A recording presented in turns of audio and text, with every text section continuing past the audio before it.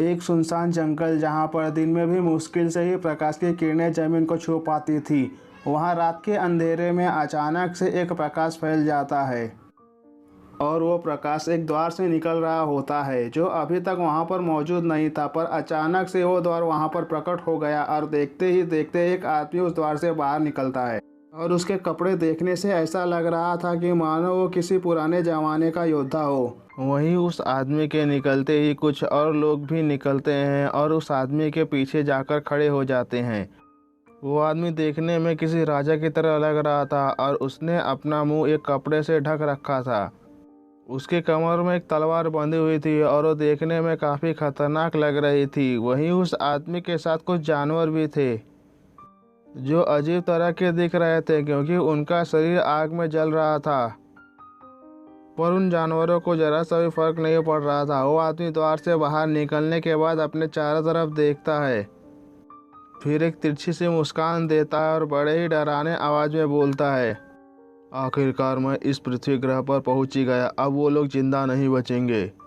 उस आदमी की बात खत्म होते ही उसके साथ साथ उसके साथियों के चेहरे पर भी एक शैतानी मुस्कान आ जाती है और वो मुस्कान कहीं से भी अच्छी तो नहीं लग रही थी।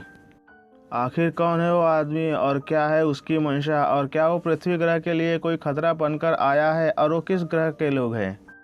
उस आदमी के साथ आए लोगों में ज़्यादातर लड़कियां थी जो दिखने में काफ़ी खूबसूरत थी और उनके शरीर की बनावट भी काफ़ी आकर्षक थी, और सभी लड़कियों के गले में लगभग एक ही तरह का पतला मगर दिखने में काफ़ी खूबसूरत चैन था। और उस आदमी के गले में एक छोटी सी कोई चीज़ थी जिसमें से तेज प्रकाश निकल रहा था। और उन आए हुए लोगों में दो लोग ऐसे भी थे जिनके पास काली शक्तियाँ मौजूद थी। ये सभी लोग कौन हैं और क्यों आए हैं पृथ्वी ग्रह पर, जानने के लिए शुरू से शुरू करते हैं।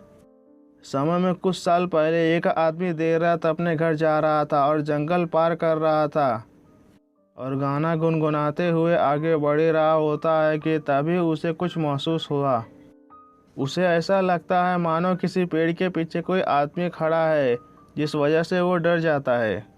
उसने उस पेड़ को एक बार देखा और उस पेड़ के पास जाने लगा और वो पेड़ के पास पहुंचता है। उससे पहले ही अचानक एक काली छाया उसके सामने प्रकट हो जाती है और उस छाया को देखकर वो आदमी काफ़ी डर जाता है क्योंकि उस छाया के सारे बाल सांप की तरह थे और वो एक स्त्री थी, पर वो काफ़ी डरावनी थी। उस आदमी को देखकर वो छाया मुस्कुराने लगती है और बोलती है, आज तू बनेगा मेरा शिकार। वो छाया की आवाज़ काफ़ी डरावनी थी और उस काली छाया के बात सुनकर वो आदमी डर गया और कांपती आवाज़ में बोलता है, कौन हो तुम और तुम मुझे क्यों मारना चाहती हो, मुझे छोड़ दो। उस आदमी की बात सुनकर काली छाया हंसने लगती है और अचानक हंसना बंद कर देती है और उस आदमी की तरफ देखती है। तभी उस पूरे जंगल में एक चीख फैल जाती है, आ! थोड़ी देर बाद सब कुछ शांत हो गया। उस आदमी की लाश उसी जंगल में पड़ी रह गई। कुछ दिनों के बाद जब उस आदमी की लाश पुलिस वालों के हाथ लगती है तो पुलिस वालों छानबीन में लग जाते हैं, पर पुलिस वालों के हाथ कोई भी सुराग नहीं लगता।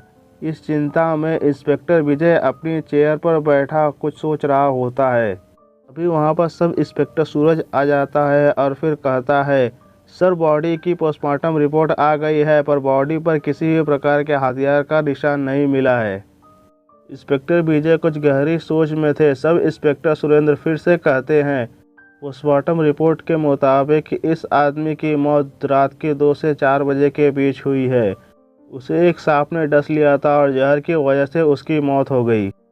सब इंस्पेक्टर सूरज की बात सुनकर इंस्पेक्टर विजय एक गहरी सांस छोड़ते हुए कहते हैं, नहीं सूरज, हम इस केस को जितना आसान सोच रहे हैं ये केस उतना भी आसान नहीं है। ये केस मुझे कुछ और ही लग रहा है। सब इंस्पेक्टर सूरज कंफ्यूज होते हुए कहता है, क्या सर, मुझे तो इसमें कोई भी मर्डर का निशान या कुछ और नहीं लग रहा है। सब इंस्पेक्टर सूरज की बात का जवाब दिए बिना इंस्पेक्टर विजय मुस्कुराते हुए कहते हैं, वैसे क्या नाम बताया उस लड़के का जिसका मर्डर हुआ है। उसका नाम संजीव है सर। सब इंस्पेक्टर सूरज जवाब देता है। सब इंस्पेक्टर सूरज के सवाल का जवाब देते हुए इंस्पेक्टर विजय कुछ सोचते हुए कहते हैं, पिछले 1 महीने में कुल 15 लोगों का मर्डर हुआ है और उन सब लोगों को भी ऐसे दिखाया जा रहा है कि जैसे ये एक दुर्घटना में मारे गए हैं। इंस्पेक्टर विजय की बात को सुनकर सब इंस्पेक्टर सुंदर कंफ्यूज होते हुए उनसे कहता है, हाँ सर, ये तो मैं भी जानता हूँ। तो इन सब बातों का इस केस से क्या लेना देना है? सब इंस्पेक्टर सूरज की बातों को सुनकर इंस्पेक्टर विजय मुस्कुराते हुए कहते हैं, तुमने तो एक बात पर गौर ही नहीं किया। इंस्पेक्टर विजय सूरज से पूछते हैं और इस बात पर सब इंस्पेक्टर सूरज पूछता है, क्या सर? और सब इंस्पेक्टर सूरज का जवाब देते हुए इंस्पेक्टर विजय चाय की चुस्की लेते हुए कहते हैं, उन सारे 15 लोगों का नाम संजीव ही था और इस केस में भी यही हुआ।